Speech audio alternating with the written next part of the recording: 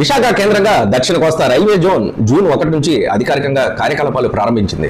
రాష్ట్ర విభజన తర్వాత ఆంధ్రప్రదేశ్ కు ఇచ్చిన ప్రధాన హామీల్లో ఇది కూడా ఒకటి.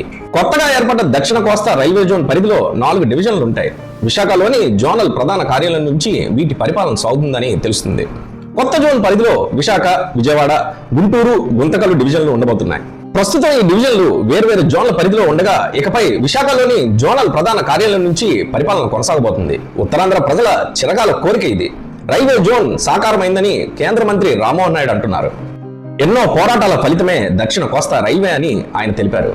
విశాఖ రైల్వే జోన్ ఏర్పాటుపై ఇచ్చాపురం రైల్వే స్టేషన్ వద్ద నిర్వహించిన సంబరాల్లో ఆయన పాల్గొన్నారు. ఈ సందర్భంగా ఆయన మాట్లాడుతూ కొత్త జోన్ ఏర్పాటుతో లక్షల మంది ప్రయాణికులకు లబ్ధి చేకూరుతుందన్నారు. రైల్వేను అభివృద్ధి చేస్తే ఉత్తరాంధ్ర అభివృద్ధి చెందుతుందని ఉద్దేశంతోనే కృషి చేసినట్టుగా చెప్పారు. అసలు రైల్వే జోన్ అంటే ఏమిటి? వ్యవస్థలో లక్షలాది ఉద్యోగులు, వేల రైళ్లు, వేల కిలోమీటర్ల ట్రాక్లను ఒకే కేంద్రం నుంచి నిర్వహించడం సాధ్యం కాదు. అందుకే రైల్వేను అనేక జోన్లుగా విభజించారు. రైల్వే జోన్ అన్నది ఒక ప్రాంతంలోని రైల్వే వ్యవస్థను నిర్వహించే పరిపాలనా యూనిట్. ఒక రాష్ట్రంలో జిల్లాలను పాలించేందుకు కలెక్టర్ కార్యాలయాలు ఉన్నట్టే రైల్వేలో జోన్లు ఉంటాయి. ఒక రైల్వే జోన్ కింద సాధారణంగా అనేక డివిజన్లు కూడా ఉంటాయి. జోన్ ఏం చేస్తుంది? రైల్వే నిర్వహణ, ట్రాక్ల సంరక్షణ, స్టేషన్ల అభివృద్ధి, సిగ్నలింగ్ వ్యవస్థ, ఉద్యోగుల పరిపాలన, భద్రతా పర్యవేక్షణ, బడ్జెట్ వినియోగం, కొత్త పనుల ప్రతిపాదనలు వంటి అంశాలను చూసుకుంటుంది. జోన్ కు జనరల్ మేనేజర్ అధిపతిగా ఉంటారు. డివిజన్లను డివిజనల్ రైల్వే మేనేజర్లు నిర్వహిస్తారు.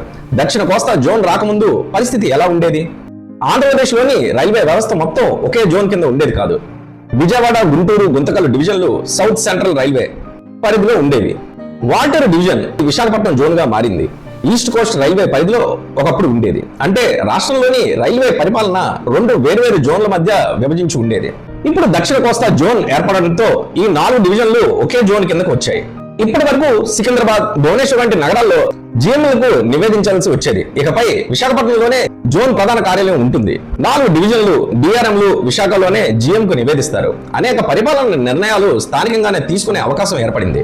చాలా మందికి జోన్ వచ్చిందంటే కొత్త రైల్వే వ్యవస్థ ఏర్పడిందని అనిపించవచ్చు. కానీ వాస్తవానికి ఇది పరిపాలన పునర్వ్యవస్థీకరణ మాత్రమే. రైళ్లు ఇప్పటికీ ఇండియన్ రైల్వేస్ కిందే నడుస్తాయి.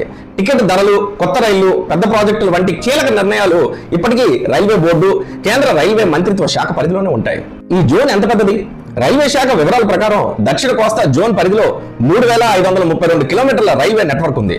డబుల్, ట్రిపుల్ లైన్తో కలిపి మొత్తం ట్రాక్ పొడవు 6454 కిలోమీటర్ల వరకు చేరుతుంది. ఈ జోన్ లో మొత్తం 385 స్టేషన్లు ఉన్నాయి. 4 డివిజన్లు కలిపి సుమారు 62,000 మంది ఉద్యోగులు పనిచేస్తున్నారు. విశాఖలోని జోనల్ ప్రధాన కార్యాలయంలో అదనంగా 1200 మందికి పైగా అధికారులు, సిబ్బంది విధులు నిర్వహిస్తున్నారు. జోనల్ కార్యాలయాన్ని ప్రస్తుతం విశాఖపట్నంలోని సిరిపురం ప్రాంతంలోని డెక్ భవనంలో ఏర్పాటు చేశారు.